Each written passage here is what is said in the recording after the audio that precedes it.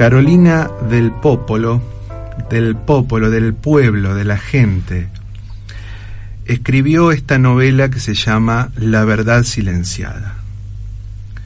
Y iba a hacer toda una introducción muy larga, pero como estuvimos hablando fuera de aire, y me gusta cómo lo cuenta ella, primero le voy a dar la bienvenida. ¿Cómo estás?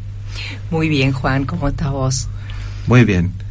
Y quiero que vos me cuentes cómo surge la idea de escribir esta novela. Bueno, en realidad no surge como una idea.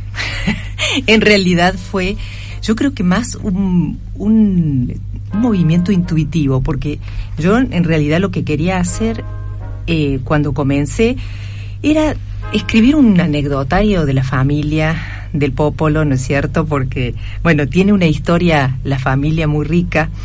Mis ancestros son sicilianos, vienen de la isla aquella, recalan primero en Junín, provincia de Buenos Aires, y después se van a Mendoza. Y en Mendoza, mi bisabuelo, Giovanni del Popolo, construye realmente una gran fortuna.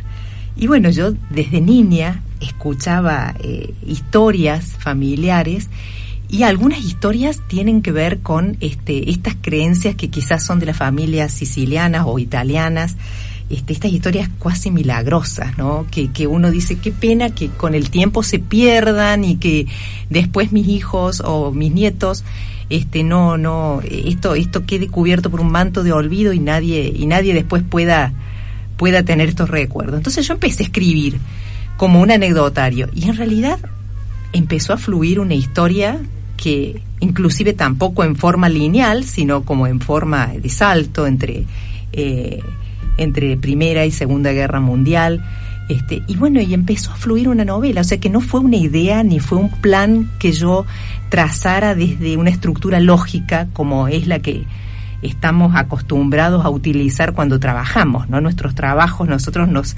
ceñimos a una estructura mucho más cerrada y lógica, donde, bueno, no caben ciertas cuestiones que uno cuando escribe desde un lugar más libre fluyen, ¿no? Entonces, bueno, finalmente terminé escribiendo una novela que se editó en el año 2018 y que la presenté en la Feria Internacional de Buenos Aires con el Emporio Ediciones. Y bueno, y lo más interesante, creo yo, no es tanto la historia que uno escribe, sino que es los trastelones o el backstage de esa historia. Entonces, bueno, un poco contarte eso, ¿no? Contarte más que la historia en sí, que bueno, puede ser leída, contarte que el proceso para escribir esa historia fue un proceso que yo nunca había escrito. Sí había leído mucho cuando de niña, toda mi vida leí mucho porque me gusta mucho la lectura, pero la verdad es que nunca me había sentado a escribir. Entonces, y tampoco tenía tiempo de ir a un taller literario, entonces yo empecé a escribir en casa, directamente, así, sin ningún tipo de... Y bueno, y esta estructura lógica que tenemos, o tan cerrada, es decir, yo muchas veces estaba escribiendo y escuchaba... ¿qué estás haciendo? ¿Estás perdiendo el tiempo? Si en realidad vos no tenés un título para hacer esto, ni tenés formación. Pero prejuicios. Bueno, prejuicios que te cuesta de alguna manera remontarlos. Pero perdón que te interrumpa el relato. ¿Cuándo empezó esto? ¿Cuándo empezó, por ejemplo, ese tire y afloje que alguien venga y te diga, che, pero ¿por qué estás haciendo esto si no tenés el título? ¿En qué año fue? En realidad no es que alguien me lo dijo, yo me lo autodecía. Bien, bien. Era mi propia voz, mi propio prejuicio, y yo no le conté a nadie que estaba escribiendo esta novela, porque bueno, era una cuestión que tampoco yo tenía muy definido qué iba a hacer, ni si la iba a editar, ni si iba a ser un anecdotario que finalmente quedara en un cajón, un manuscrito.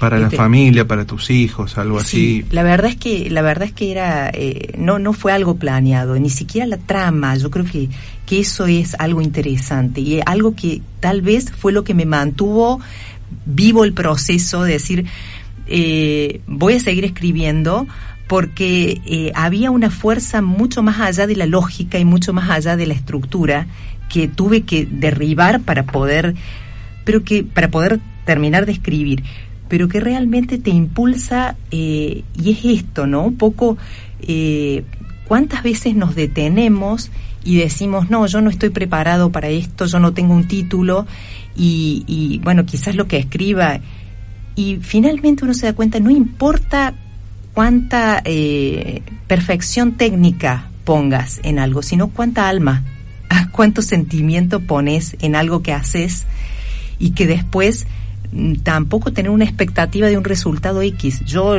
bueno, la expectativa de ver un libro hecho la tuve recién al final, nunca pensaba que se iba a editar. Entonces un poco como dejar que sin prejuicios y sin expectativas tan elevadas, que el proceso siga su curso, ¿no? Y yo creo que eso es un mensaje para muchos, decir, bueno, no importa, si te gusta hacer algo, hacelo. Si no tenés toda la técnica o toda la perfección, no importa, porque quizás el mensaje que vos puedas transmitir es más importante que sea auténtico, que sea tan perfecto. Volviendo, este inicio del proceso, ¿en qué año fue más o menos? En el 2014. 2014. Llevó su tiempito, sus 3 años. Sí, 3 años. En el medio hubo, imagino, una investigación tanto familiar, me imagino que habrá gente que te habrá contado gustosa cosas y hay otros que te habrán dicho sí, no, ¿para qué querés saber? En realidad, más que en ese tiempo que alguien me haya traído info, yo creo que todo arrancó desde cuando yo era muy, muy chica, porque recuerdo que mi abuelo paterno me contaba historias y todo el disparador de la novela fueron mis abuelos paternos, porque mi abuelo... ¿Era de repetirte las historias tu abuelo así cada tanto? ¿O vos eras que eran tan interesantes que quedaban? Sí, yo tengo una memoria bastante gráfica y lo que recuerdo era una siesta en verano en su casa en Mendoza. Imagínate un lugar con un calor terrible, porque las siestas mendocinas en verano son bravísimas, y recuerdo que se colaba una claridad, mirá el recuerdo tan gráfico, por las ventanas, por las persianas semicerradas de su escritorio, y él tenía una foto de su tío, que sería mi tío bisabuelo, Nunciato del Popolo, que fue un gran clarinetista y un combatiente de la Primera Guerra, que muere precisamente en acción en el 1917, un tiempo antes de que termine la Primera Guerra, y él me contaba historias sobre él y me mostró esa foto, y yo creo que esa foto me impactó tanto a mí, las historias que él me contaba y esa imagen, que bueno, años después ese fue uno de los... Y además que esa foto tenía una historia muy, muy misteriosa dentro de la familia que se contaba, que yo la volqué en la novela. Y bueno, entonces creo que ese fue un disparador. Fueron muchísimos años entre el impacto de la historia que me contaron cuando era niña y comenzar el proceso de escritura, ¿no? Muchos años. Esa historia y otra historia de un primo, hermano de mi padre, que era de niño, tiene un accidente muy, muy extraño también, muy misterioso, y que nos lo contaban cuando íbamos a veranear en el mes de diciembre. Siempre íbamos a Mendoza y nos quedábamos para las fiestas, y recuerdo que nos contaban esa historia. Y bueno, y ese fue el otro disparador, ¿no?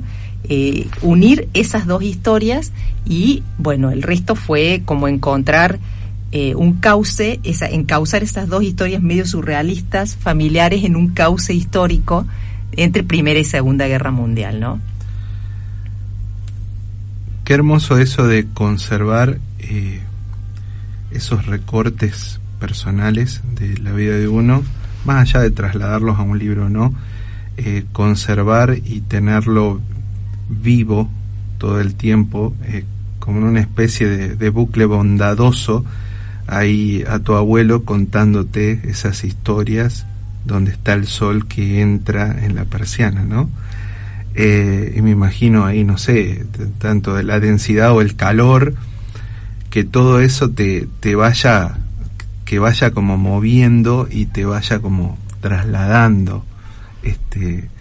Quería como rescatarlo porque cuando uno se queda con eso, por supuesto mucho mejor si lo llega a compartir y si tiene ganas de hacerlo.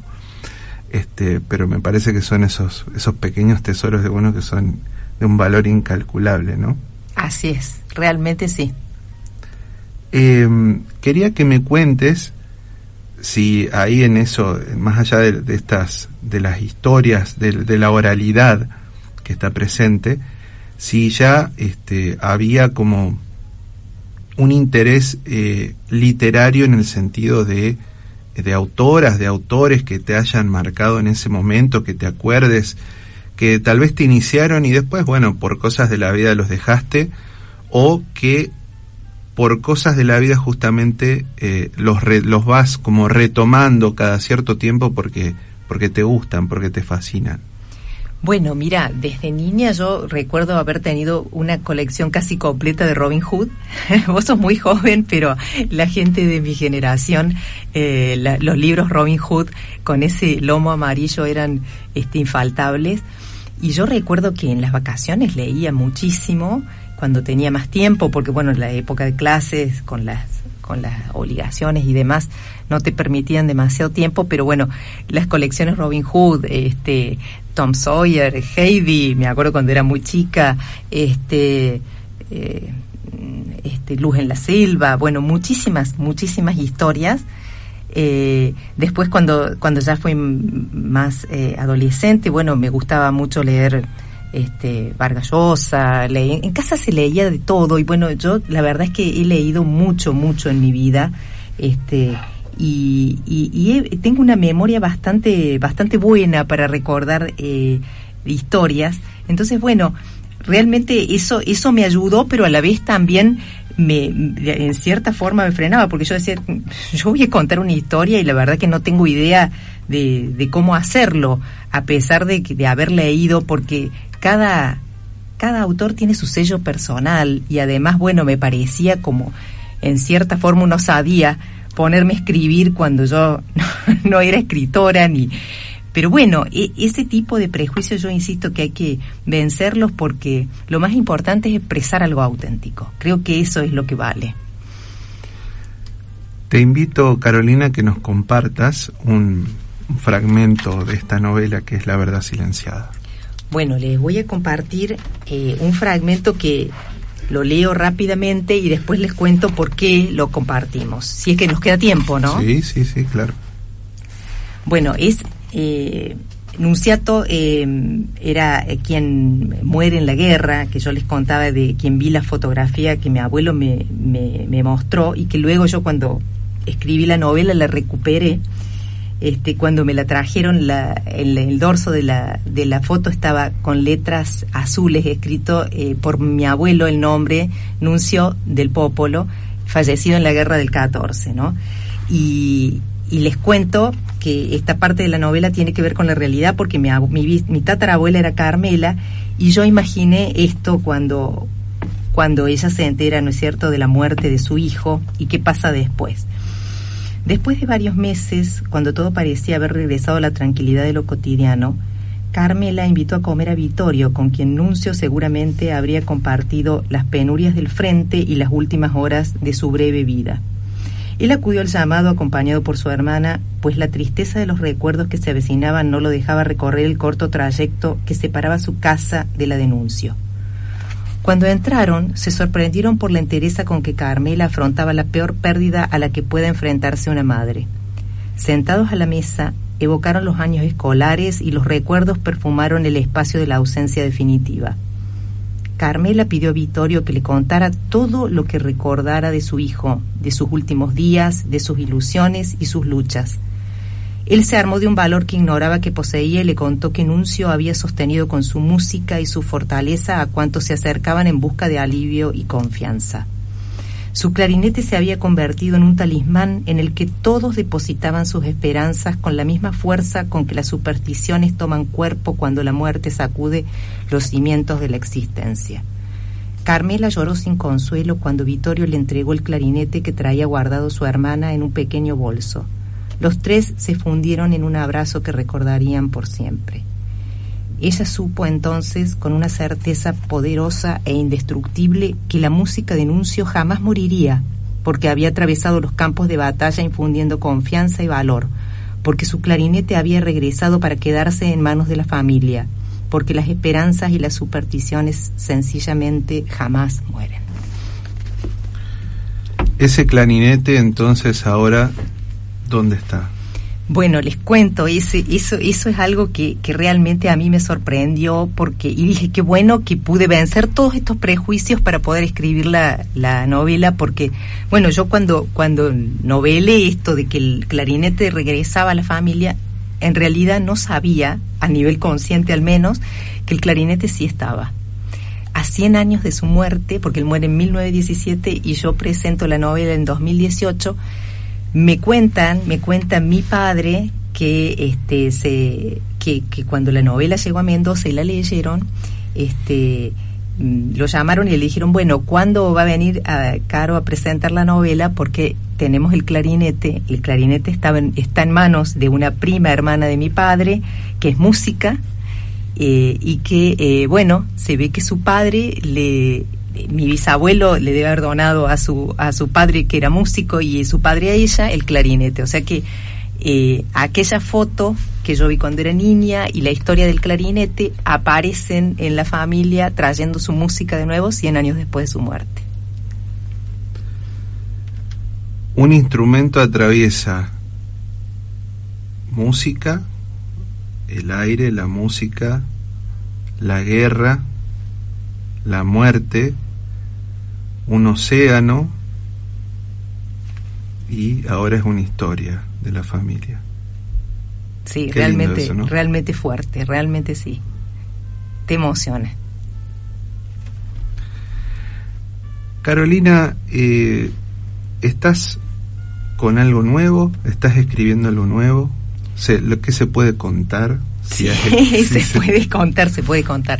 Bueno, terminé de escribir una segunda novela, que, bueno, esta vez sí, ya dije, voy a escribir una novela. De entrada ya, dije, bueno, ya rompimos el hielo. Esta segunda novela también está basada en historias reales, y está atravesada por la guerra, por la Segunda Guerra. Trata sobre el tema que atraviesa la trama, es el desembarco de los aliados en la isla de Sicilia y en Nápoles, sur de Italia de nuevo, lugar de ancestros. El desembarco y todo lo que sucede en esta parte del sur de Italia, ¿no? Mientras iban avanzando los ejércitos angloamericanos, y toda una historia que tiene que ver con un escritor inglés que desembarca en Nápoles en 1943, a fin de cuando se firma el armisticio con Italia, y bueno, y todo un plan militar que es real, que tiene lugar para, digamos, está pergeñado este plan por los ingleses para engañar a los alemanes sobre el lugar donde se va a hacer el desembarco. Entonces, con esa trama y con la historia de Norman Lewis, que es un inglés que desembarca en Nápoles y escribe un diario de viaje, un diario de guerra, que se llama Nápoles 1944. Esos fueron los disparadores para escribir esta segunda novela, que estoy esperando que la imprenta donde lo quiero editar, donde lo quiero imprimir, consiga papel, porque no estamos consiguiendo para poderlo imprimir. Muy bien. Estimada Carolina del Popolo, te quiero agradecer este rato que hemos compartido, y bueno, espero que sea pronto esta segunda novela. Mientras tanto seguimos disfrutando de esta verdad silenciada, aunque no está tan silenciada ahora una vez que lo comentamos y lo leemos. Así que de nuevo, muchísimas gracias y será hasta la próxima. Gracias a vos.